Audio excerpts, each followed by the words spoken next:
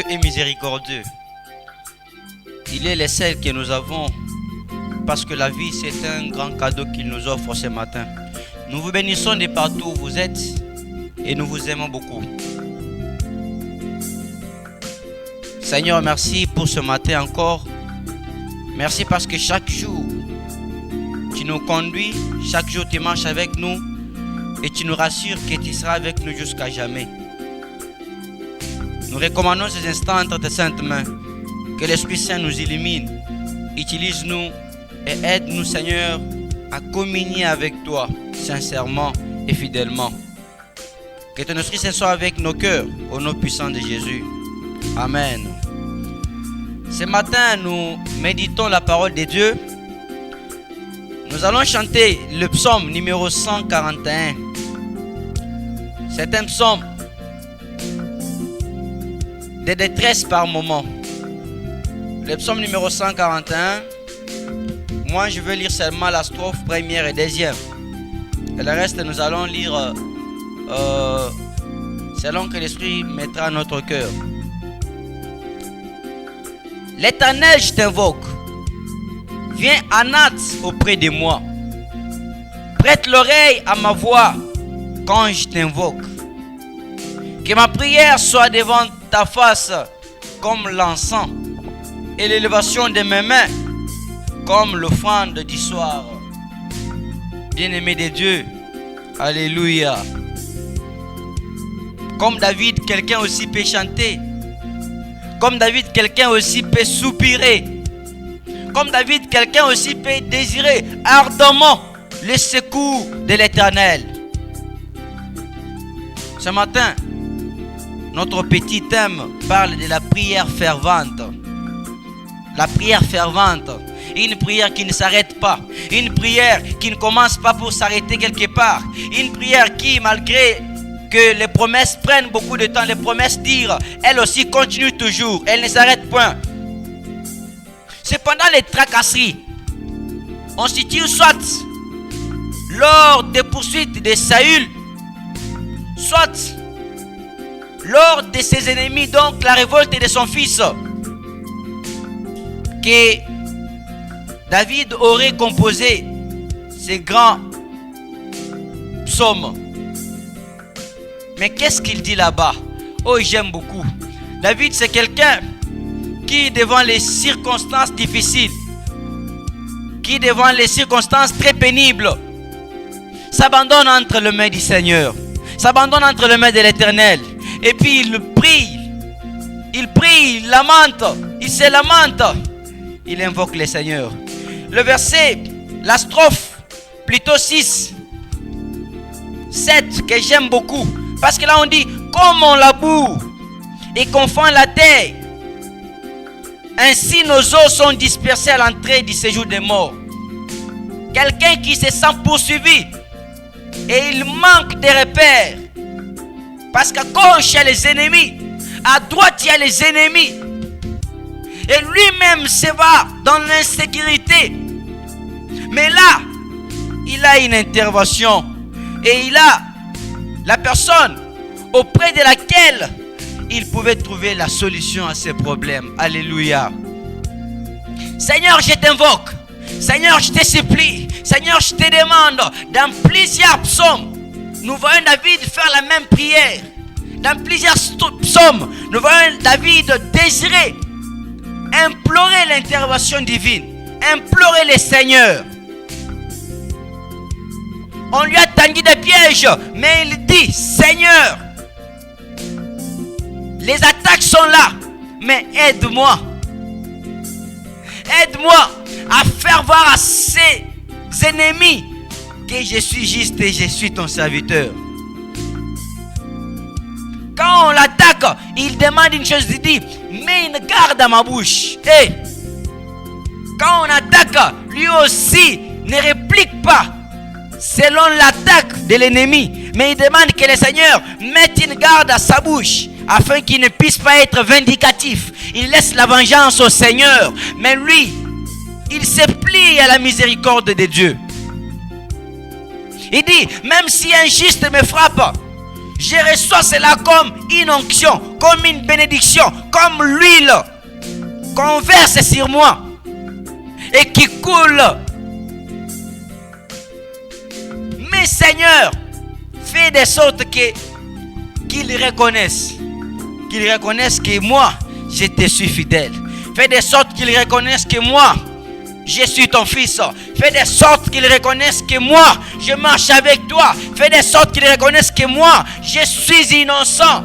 Fais de sorte qu'ils reconnaissent que moi, j'ai placé ma foi en toi. Seigneur, je t'invoque que les méchants tombent dans leur filet. Moi-même là que j'échappe. Alléluia. La prière fervente, c'est le fait d'être toujours constamment et d'être permanent dans la présence de Dieu. De prier toujours et toujours.